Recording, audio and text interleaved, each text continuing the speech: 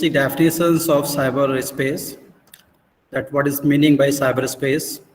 So cyberspace refers to a virtual computer world and more specifically an electronic medium that is used to facilitate online communication. Okay. So it is really very difficult to fix the boundaries of cyberspace because it's evolving field. So anything which is organic, which is developing, it is very difficult to give a complete definition or exhaustive definition of that thing. So therefore, we will have a passive definition of cyberspace. Okay.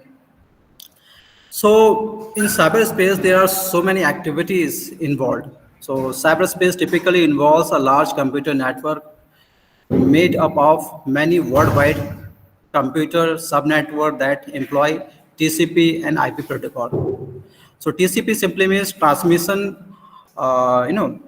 communication or control, transmission control protocol and IP protocol. Okay.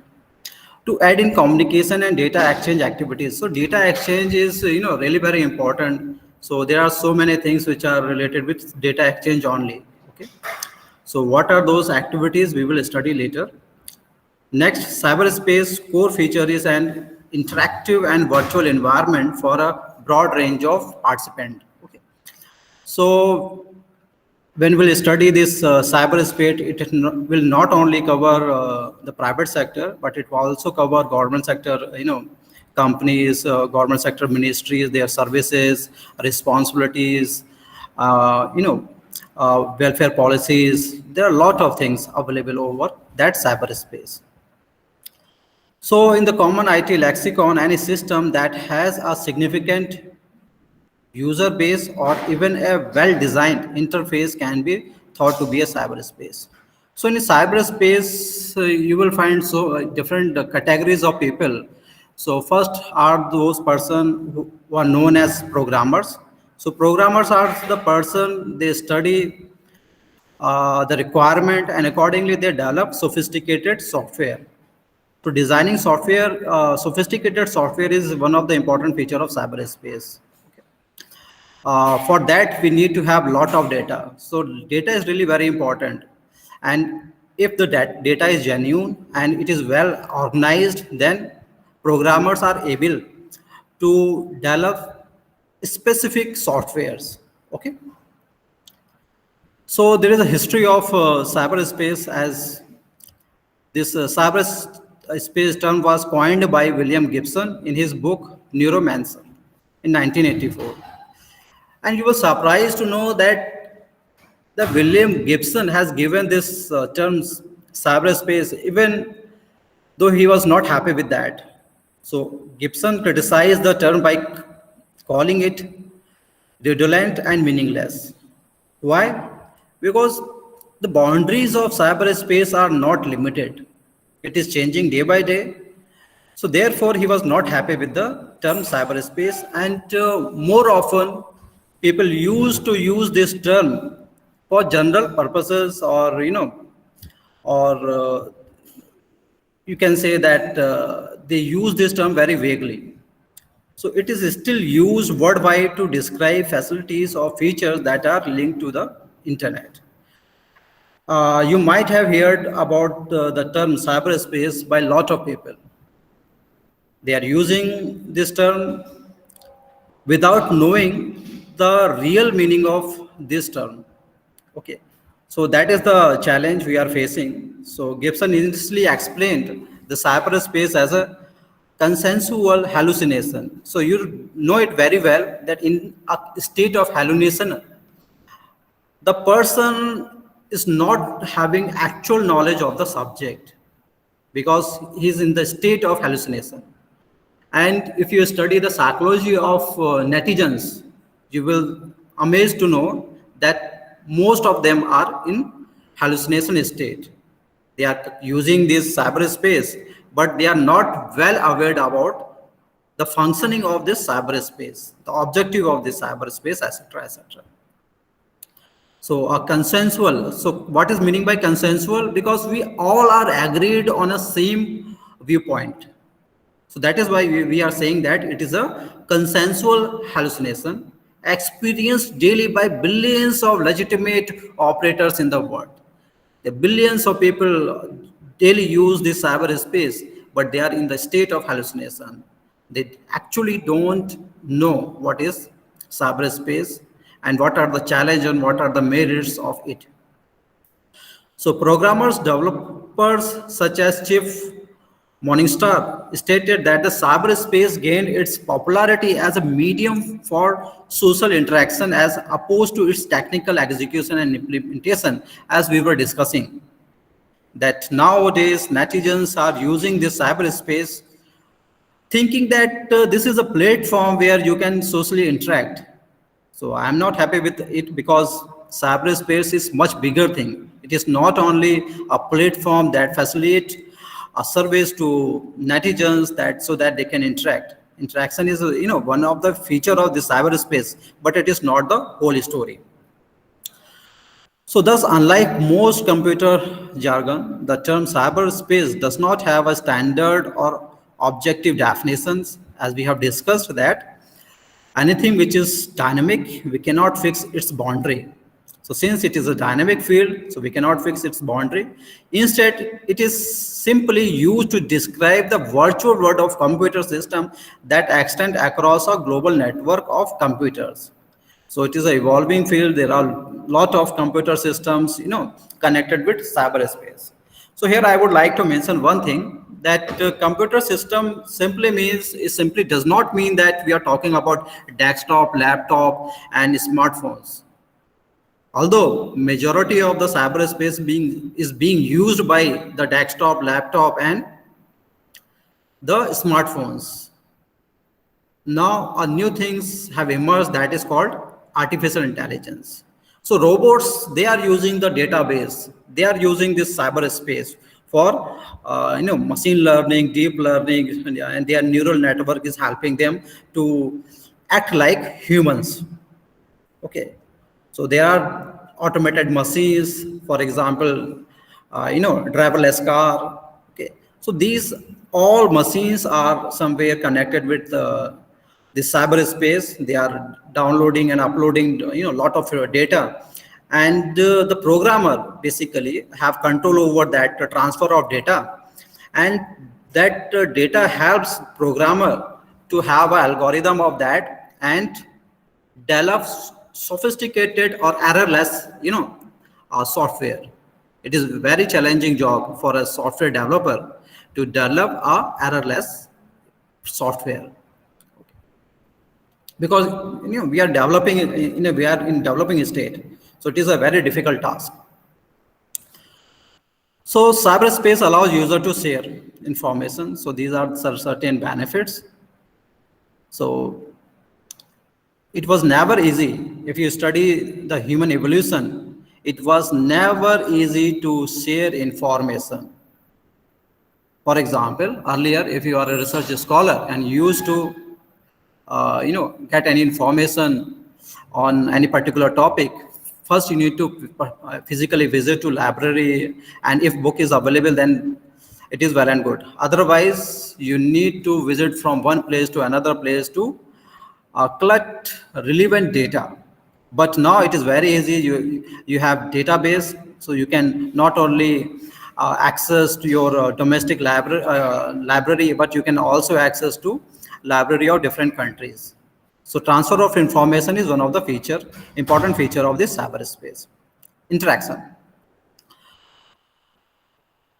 World was never so close as today we have. We can interact. In fact, we have a lot of a virtual platform that help us to interact in a real time, and it not only help us in business, in welfare programs, uh, but it also save our important time and money. So swap ideas. So no matter in what field you are working, you can get best practices of that domain. Okay, so you just need to browse, and with a click of mouse, you will have access to the best practices of that field. Or that helps least developing countries and developing countries to frame better welfare policies for their people. In fact, this World Bank, the World Trade Organization, United Nations, and other regional and international organizations, they are assisting the least developing countries and developing country in developing and framing welfare policies and legislation. So that is a part of swap of ideas. Play games, that is entertainment and gaming is one of the important part of human life. So from the ancient time we have seen that people were uh, playing different kind of games. So now we have a entirely different virtual reality platform where we can play different kind of games. So we can say that's an important platform for entertainment also. And somewhere you will find that it is helping human beings to explore their potential. So now human beings are more sharper than ever before. Their mind is more sharper. So somewhere we can say that these computing devices help us in sharpening our skills. Next, engage in discussion, etc. So nowadays, I think you have participated in different webinars, etc., etc. So there you can share your ideas. You can get ideas of different intellectual people. So that really help us to uh, like uh, uh, have a critical analysis of our own thought process. So that will help us to know where we are right, where we are wrong, and what kind of thought process we should adopt. And it is really very interesting, because until you have no knowledge of the mindset of different class of people, it will not help you to have a critical approach on a particular subject. So if you have knowledge of the different mindset, then you can uh, have your own stand on a particular viewpoint. But there are certain negative aspect of this also, because with the help of social engineering, different multinational companies, in fact government is also using this social engineering to change the mindset of their people, because most of the people are they spend a lot of time over cyberspace, and there is available lot of information. So somewhere they are brainwashing the mindset of their people. So that is one of the drawback we are seeing today.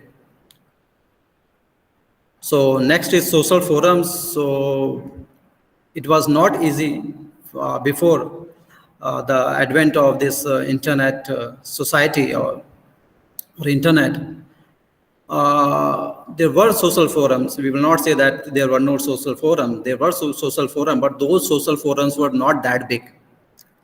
But today, for example, if you are a consumer, so you can have a social forum of consumers where you can interact in a real time. You can discuss your problems, and they will assist you that how to get a solution of your problem, etc., etc. So that is a real thing. And we have seen there are a lot of social forums available over internet, and they will help you no matter in what area you are practicing. And next, the conduct business. So it is not a big secret that today is the age of service sector. There are a lot of service providing companies. They are doing really very good. And in the early 1900, nobody would have have thought that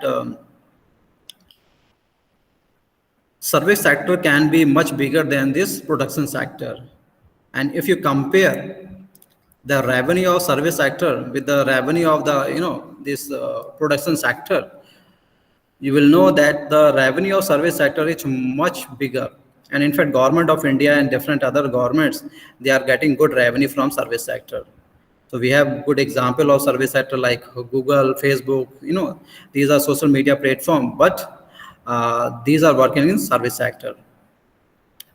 So, and there's one good thing that earlier, if you want to start a business, you need to have a physical shop. But today, you don't need to have a physical shop. If you have a product or any services, you can have your virtual shop, and customer can visit on that virtual shop and they can place orders and they can take your services. So that is really interesting. And it really helps millions of people because technically it is not feasible for the government to provide them employment assistant. But these people are now using the social media platform for their employment purposes.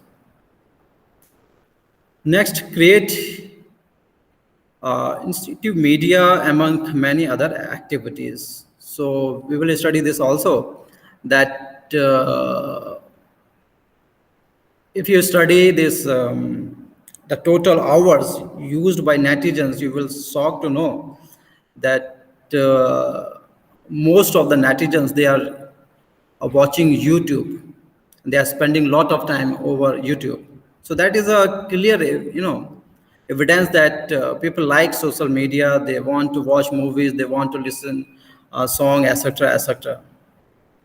So the term cyberspace was initially introduced by William Gibson in 1984, as we have discussed in his book Neuromancer. Gibson criticized the term later, called evocative and essentially meaningless. Nevertheless, the term is still widely used to describe any facility or feature that is linked to the internet. So we need to give emphasis here, you know, that any facility or feature that are linked to the internet. So we have a term that is IoT. So IoT stands for Internet of Things. So there are a lot of things are now connected with a single device. They are sensor-based automated system. We can control different devices. So that is the today's reality. Okay. So people use the term to describe all sort of virtual interface that create digital realities. So in many key ways, cyberspace is what societies make of it. And I think it is one of the very crisp definition of this cyberspace. The cyberspace is nothing. It is just what society make of it.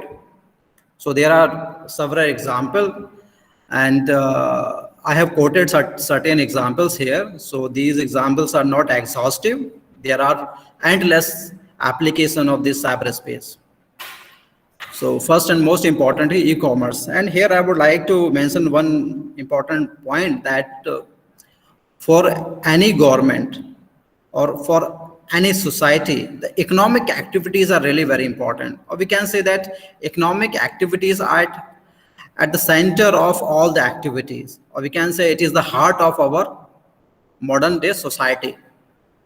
And somewhere this cyberspace or virtual space really helped not only to our government but our people also to uh, gain some profit with the help of internet. So there are very dense economic activities on internet. Okay. Next is e-governance. So e-governance is really very important. And I used to say that today is the era where you can get registration very easily, no matter it is to open form a company, to register for a partnership firm, or anything like that. You will get these registration very easily because you just need to apply over web portal. You just need to submit certain document and prescribe fees, and you will get registration. So that is not a big deal. The important thing is that today we are living in a regulatory regime. A lot of things are free, or registration is almost free or very easy, but the compliance is very technical, is very difficult. So today is the time of regulation. So there are government is now acting as a regulatory mechanism or regulatory body. So every individual or group of persons or organization, they need to have compliance of government regulation, otherwise their registration will be cancelled. So that is one of the biggest challenge, because country like India and when we talk about least developing countries and developing countries, most of the businessmen or people, they are not much familiar with the e-filing system or likewise things. So that is one of the biggest challenge, and because of ignorance, non-knowledge of technicality of this cyberspace or computing system, often government impose fine on those organization, individual or companies. So first we need to educate our people about the government regulatory policies, and we need to train them, and then we can expect that they will be able to have compliance with those norms. Next, e-banking. So I think that before 25 years or 30 years back, nobody would have thought that the banking system would have been very easy, that you can transfer money very easily with a click of mouse. You can send money from one place to another place, and buyer or can transfer money very easily. There is no need to have physical wallet with you. There is no need to have physical currency, etc., etc. So banking services are really very important and easily available today. You can apply for loan online and you can get approval online. So there are a lot of good things with the e-banking system. But here we should not forget that there is also a regulatory mechanism for e-banking system also, and RBI is very strict on it. And next is digital marketing. So I think that it's a revolution. And few years back, the companies, those are advertising over Facebook and YouTube, they withdraw their advertisement. You surprised to know that why they have, they were withdrawing their advertisement, because the hackers, they have developed a certain tools that were enabling them or helping them to artificially click over different videos, so in order to generate revenue. Okay, so to avoid this kind of, and every company, they just want to show their advertisement to organic people, not to robots, not to chatbots, etc., etc.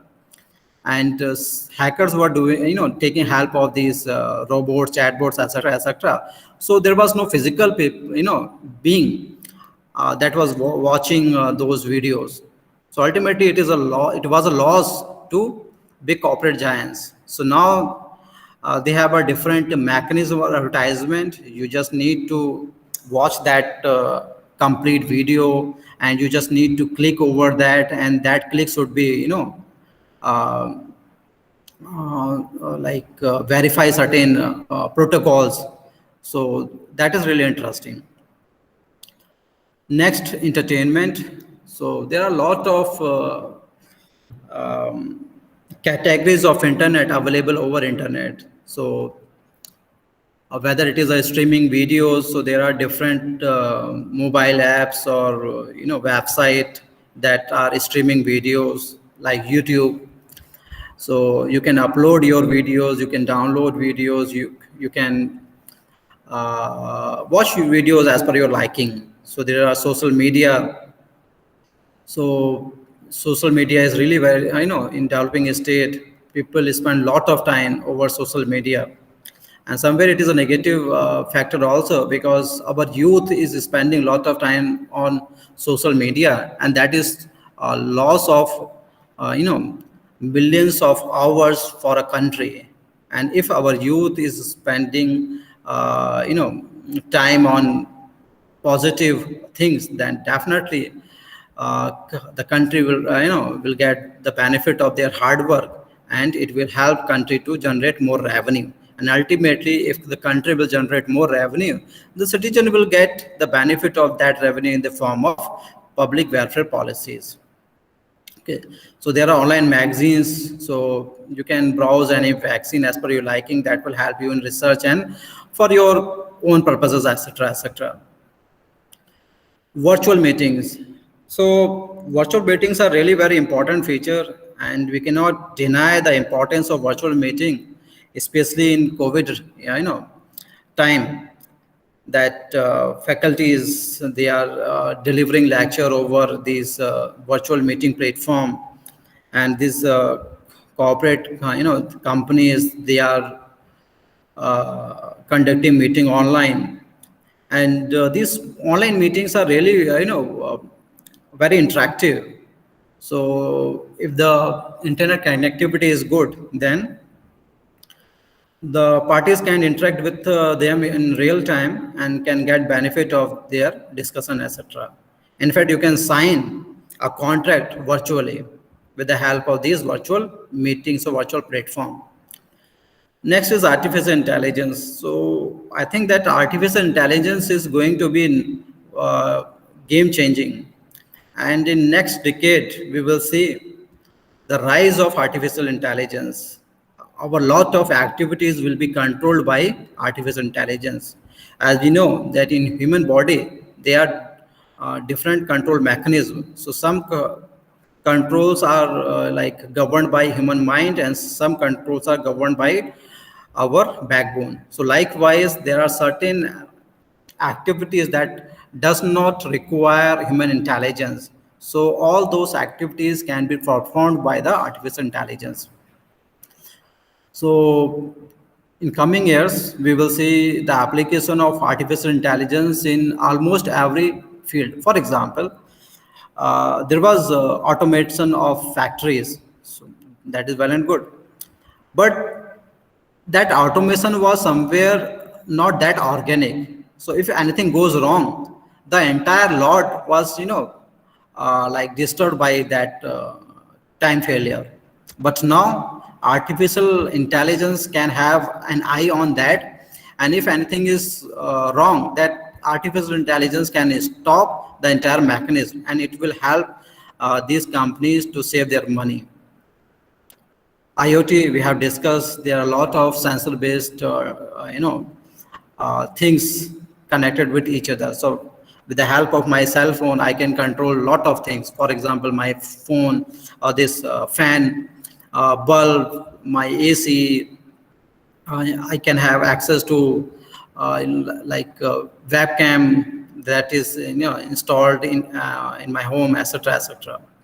So all these things are part of IoT. Translation, and translation is really very interesting. For example, you are visiting to a country, and you have no knowledge of that the language of that country, and Google have made a sophisticated software that can help you to translate whatever you're speaking in a real time. So with the help of that device, you can speak their native language. So that is really very interesting. Okay, tourism. So it is also helping, tourism sector. You can virtually visit any country, and if you like, then you can book any hotel. You can book online. You can apply for online visa, etc. And there are a lot of companies that they will assist you on that. Next, prolific use of computers and smartphones. So we have seen that people are using computers, smartphones, and in fact, there are studies that express that normally people use 4 to 12 hours these electronic devices. So that is a clear example of prolific use of computer and smartphones. And in fact, we have personally seen that during the COVID time, we were using our laptop almost for 12 hours to 16 hours. Education. So there is a good thing with the education that UGC have introduced a new credit-based system. So there are online courses available, and you can register to those online courses, and you can submit the certificate of completion of that online course, and you will get credit of that course. So that is very interesting. So for example, in order to pass a graduation program, so there will be a minimum credit required to give a graduation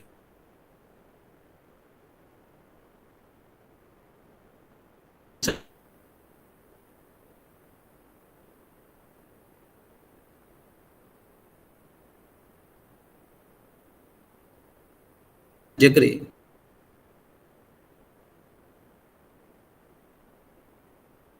Course you will have a credit, so you can submit that credit score to your university, and ultimately university will accept and will award you that degree.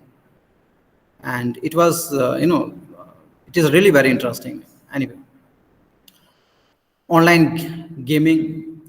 So there are certain gaming companies, they are really doing well. People are spending a lot of time on these gaming activities. There are certain gaming platform, they allure people that if you will win, that you will earn certain money. So somewhere it's a waste of time, but it is the like today's reality. Anyway, online gambling. So online gambling is allowed in many countries. So you can bet on different online gambling platform. And cyberspace is not only assist you in right way, there are negative application of cyberspace also. What about online crimes? So there are cyber criminals, they have better understanding of the functioning of this cyberspace. And whoever have better understanding of the functioning of cyberspace can take advantage of that knowledge in both the ways, positive and negative. So most of the time we have seen that amateur hackers and pro hackers, they are like misusing their knowledge, and they hack system for different purposes. So we will study that later when we will study the chapter of cyber crimes, that what are their intentions. Next, medical sciences. And it is really very interesting that when we talk about Europe and America, most of the hospitals are uh, uh, having these electronic facilities. So it will help doctors to know the condition of their patient, and in a real time they can prescribe different medicines as per the requirement of the patient. And interestingly, with the help of artificial intelligence and robotics, now robots are doing the job of anesthesia doctor, and their accuracy is really very good. So news, so you can watch news, and you can read news over different electronic platform. Traffic system, and that is really very interesting that now traffic system of different countries is controlled by artificial intelligence, and it automatically detect the traffic, and accordingly can fix rules for that traffic system. Office productivity, and believe me, it's a really very interesting thing. I don't think that whether you agree or not, but without the help of MS Office, we can't think that today we can perform our day-to-day jobs. It is very, very difficult. So MS Office, Microsoft MS Office is really very helpful. Not only MS Office, there are a different sophisticated software that help us in performing our day-to-day office functions, official functions, etc., etc. Record keeping and retrieval.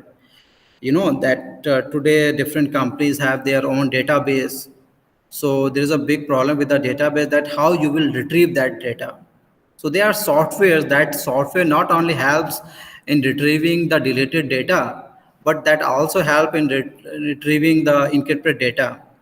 And you can keep that data in encrypted form. Basic, there are different government regulations that requires that companies should keep the data in encrypted form, and there must be end-to-end encryption.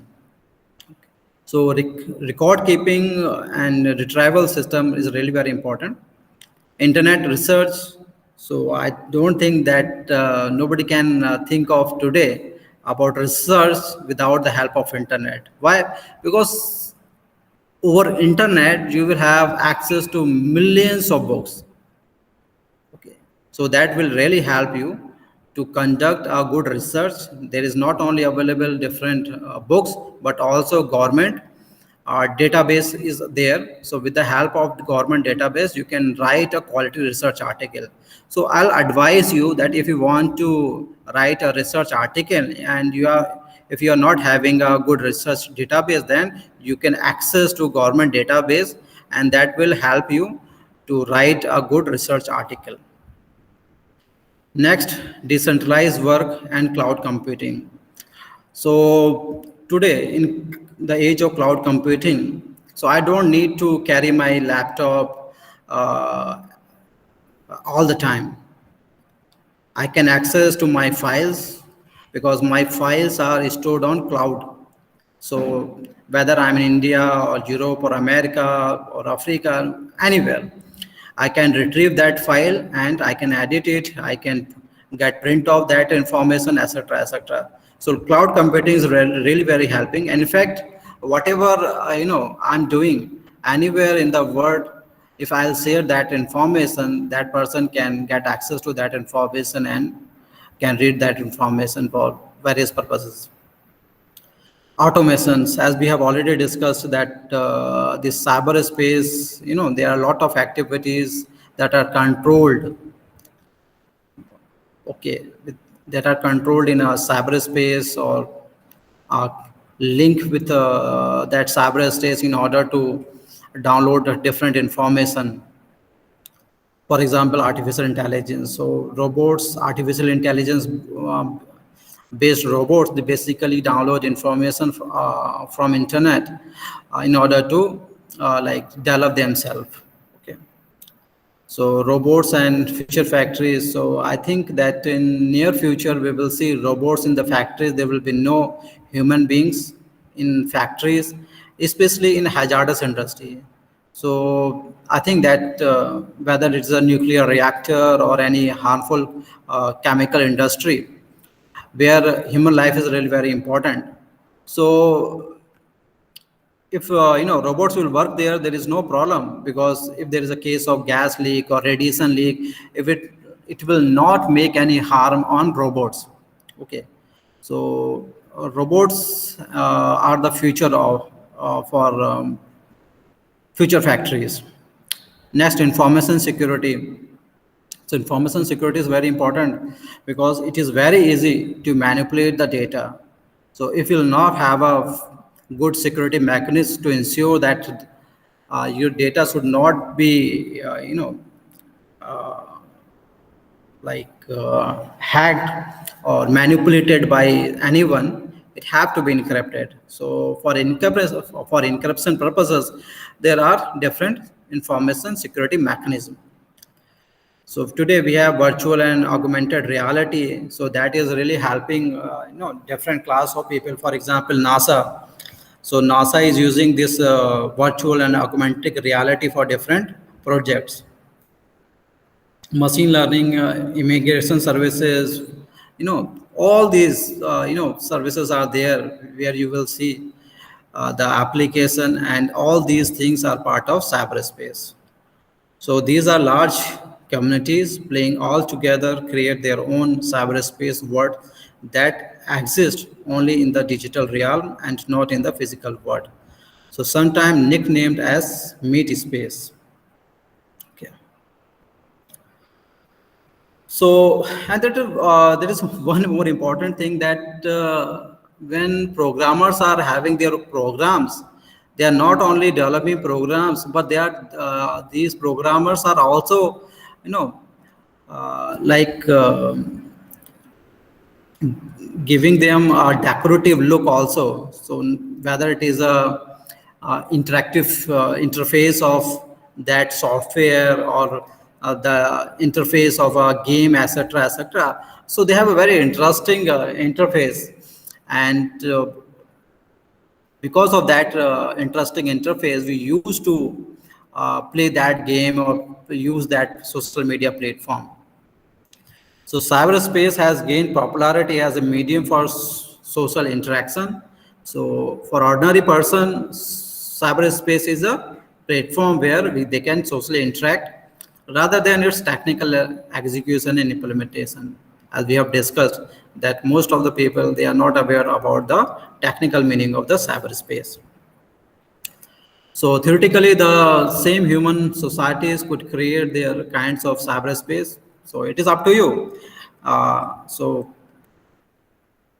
it depends upon your mindset. If you have a positive mindset, you will have positive use of cyberspace. If you have a negative mindset, then you will use this cyberspace for negative purposes. So it is totally up to you that what kind of cyberspace you want. So in technical realm in which digital objects are created, dimensioned and evaluated in technical ways. For example, cyberspace where language translation happens automatically in the blink of an eye, or cyberspaces involving full-scale visual inputs that can be rendered on a 10-foot wall. And we have seen the application of this artificial intelligence and cyberspace during this COVID time. There are, for example, in Singapore, there were thermal, sensors attached with these cameras. So cameras, when cameras were taking pictures of people who are, visiting on public place, those cameras were especially designed that they can not only take picture, but they can also take the temperature of that person. And if the temperature of that person is above the normal level, then law enforcement officer can catch that person. So that is really interesting, and that is a really very good application of the technology. So in the end, it seems that the cyberspace that we have created are pretty conformist and one-dimensional relative to what could exist. In that sense, cyberspace is always evolving and promises to be more diverse in the years to come. As I have already discussed that, still it is in a evolving stage. Okay, so it is developing day by day. Okay, so I think that in near future we will see more application of cyberspace. I hope that application would be positive. So I think it is enough for today. So we will discuss this slide tomorrow also. Okay. And you have, Okay, sir. Thank you. okay, welcome. If you have any question, you can discuss.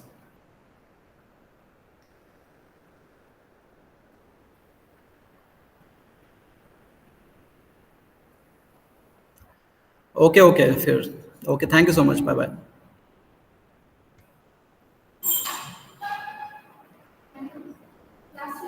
bye.